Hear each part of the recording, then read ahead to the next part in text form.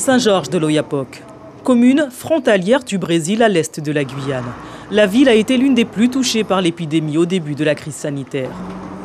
Il existe en Guyane 4 vaccinodromes historiques. Depuis peu, le 5e se trouve à Saint-Georges de l'Oyapock.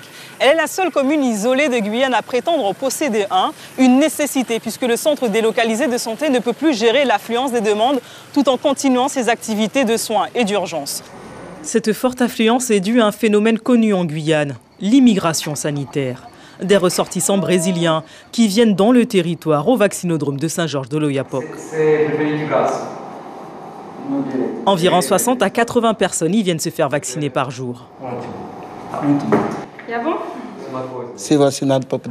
Je viens de prendre le vaccin et je vais continuer à me faire vacciner. Je n'ai pas de réaction et je ne veux pas de réaction, être malade. Je souhaite être bien. C'est très important pour moi de se faire vacciner. C'est très important parce que c'est une maladie qui tue beaucoup de gens. Parce qu'elle a tué beaucoup de gens sont morts. Beaucoup de personnes dans le monde entier sont déjà mortes.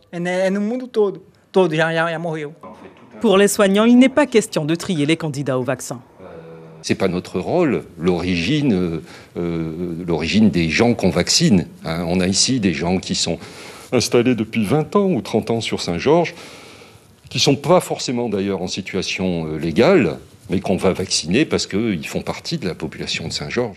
Depuis le début de la campagne de vaccination, 4000 doses de vaccins ont été utilisées. Et pour faire face à l'affluence, 4 infirmières ont rejoint l'effectif du vaccinodrome.